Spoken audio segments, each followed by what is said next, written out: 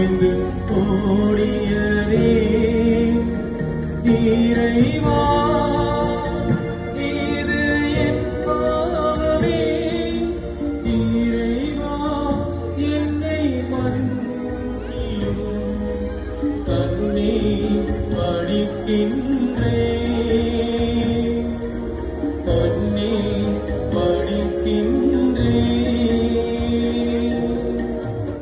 இயேசுநாதர் சாமி பாடுபட்ட 11ஆம் ஸ்தலம். இயேசுவை சிலுவையில் அறைந்தார்கள்.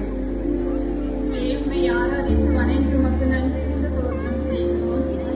சமானமான சிலுவை கொண்டு உலகை மீட்கிறார். இந்த பாவமும் அல்ல, கடவுளின் செயல் இவர் வழியாக வெளிப்படும் பொருட்டே இப்படி பிறந்தாள். யோவான் நற்செய்தி 9ஆம் அதிகாரம் 3ஆம் வசனம். ஆண்டவரே, நாங்கள் இந்த உலகில் உடல் குறைபாடுகளோடு வாழும் உங்கள் பிள்ளைகள் உமது செயல் வெளிப்பட எங்களை நீர் பயன்படுத்த நமக்கு நன்றி. உம்முடைய அற்புதங்களுக்கு அதிசயங்களும் மக்கள் காண எங்களை நீர் நலமாக்கினீர்.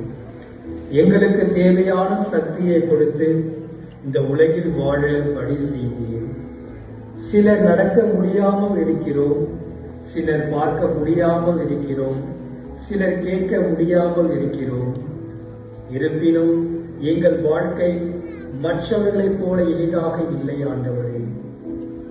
ஒவ்வொரு நாளும் சின்ன சின்ன விஷயங்களுக்கு கூட போராட வேண்டிய நிலை. சில நேரம் மக்கள் எங்களை பார்த்து இரக்கம் காட்டுகிறார்கள், சில நேரம் எங்களை புரிந்து கொள்ளாமல் விலகி செல்கிறார்கள்.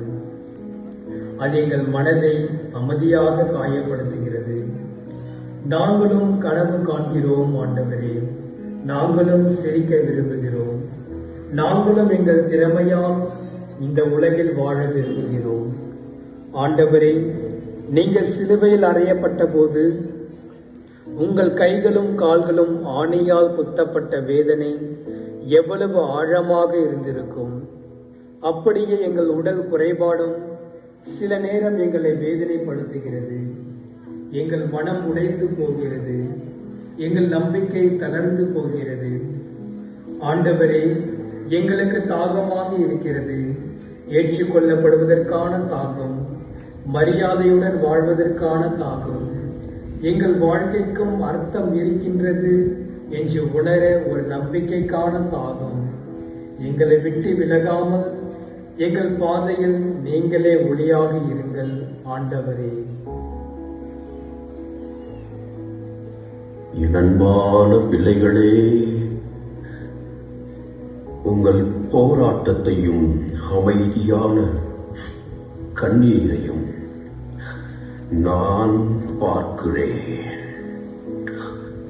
உங்கள் வாழ்க்கை எனக்கு மிகவும் மதிப்புடையது. நான் சிலுவையில் ஆராயப்பட்ட போது மனித வேதனையின் ஆழத்தை அனுபவித்தேன். அதை போல உங்கள் உடல் மற்றும் மன துன்பத்தை நான் உணர்கிறேன். பயப்படாதீர்கள், நீங்கள் குறைவானவர்கள் அல்ல. நீங்கள் என் அன்பின் பிரதிபலிப்பு.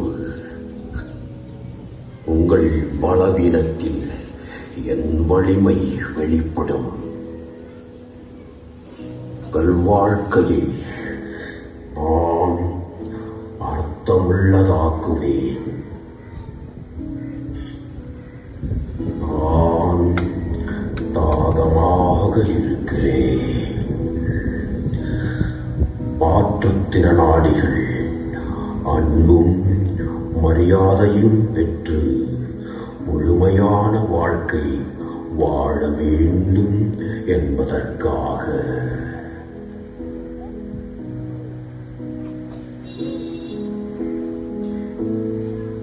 சிலுவையை உயர்த்துங்கள். மாற்று திறனாளிகளுக்காக ஜெபிக்க அழைக்கின்றோம். மனநிலை பாதிக்கப்பட்டவர்கள், உடல் குறைபாடுகளோடு வாழ்ந்து கொண்டிருக்கின்றவர்களுக்காக ஜெபியுங்கள். எங்கள் பேரில் தயவாயிரும் சாமி, எங்கள் பேரில் தயவாயிரும். மரித்த விசுவாசிகளுடைய ஆன்மாக்கள் சர்வேசனுடைய இரக்கத்தினால் நித்திய சமாதானத்தில் இளைப்பாற கடவுளே. 12ஆம் நிலை. இயேசு உயிர் விடுகிறார்.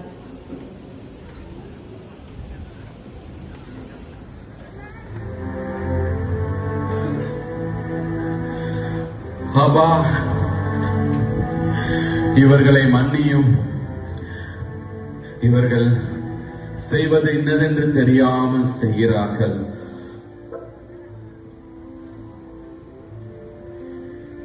இன்று என்னோடு பேரின்ப வீட்டில் இருப்பாய்.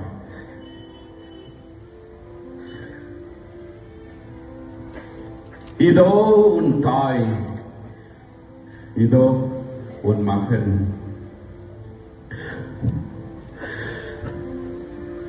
என் இறைவா, என் இறைவா, ஏன் என்னை கை நெகிழ்ந்தீர்?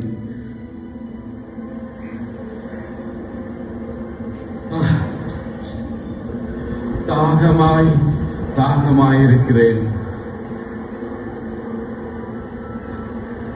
எல்லாம் நிறைவேறிற்று. தந்தையே, தந்தையே, என் ஆவியை உன் கரத்தில் ஒப்படைக்கிறேன்.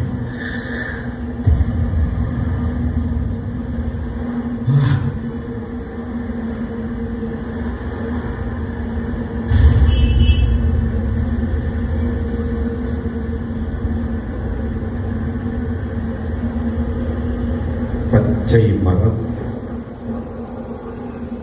தலை சாய்த்தது. சிலுவையை உயர்த்திக் கொள்ளுங்கள்.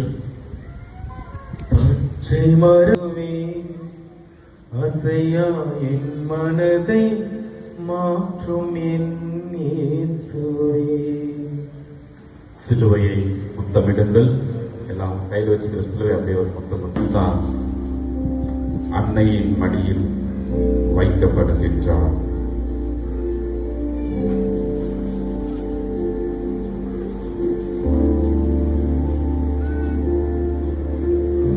வியாகுல மாமரியே, முதல் 2 வரிகளை மட்டும் எல்லோருமாக சேர்ந்து வியாகுல மாமரியே, யாகத்தின் மாதாவே, சிலுவை மடியினிலே சிலுவை அழுதாயோ. அன்னை மிகப்பெரிய ஒரு வரம். தெய்வத்தின் தன்னுடைய மடியிலே தாங்கிய அன்னை நம்மையும் தாங்குகின்றார். எங்கள் பேரில் தயவாயிரும் சுவாமி, எங்கள் பேரில் தயவாயிரும். மரித்த விசுவாசியினுடைய ஆன்மாக்கள் சர்வேசனுடைய இரக்கத்தினால் நித்திய இளைப்பாற கடவதாக. அன்பார்ந்தவர்களே, அனைவரும் ஆலயத்திற்கு கடந்து செல்லவும்.